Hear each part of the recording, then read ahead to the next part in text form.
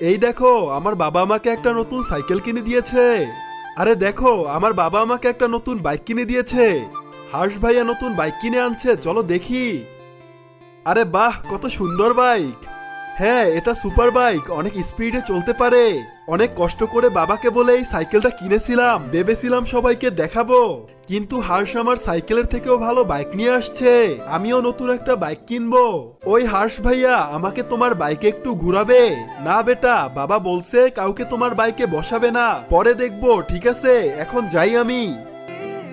হার্ষ তো অনেক মজা করছে, যখন থেকে নতুন বাইক কিনছে প্রতিদিন নতুন নতুন গার্লফ্রেন্ড নিয়ে ঘুরে। আন্টি জি, আপনার ছেলে রাস্তায় অনেক দ্রুত বাইক চালায়। কি? আর সামনের চাকা উপরের দিক তুলে বাইক চালায়।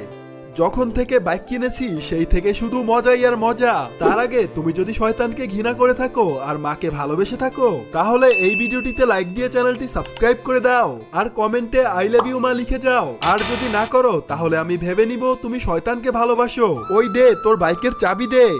আরে আম্মু, আমি কি করছি? এই আমি সবকিছু জানি, তুই বাইক নিয়ে কি কি করো। বাইকের চাবি দিবি কিনা বল। হ্যাঁ দিতেছি, এই নাও আমার বাইক।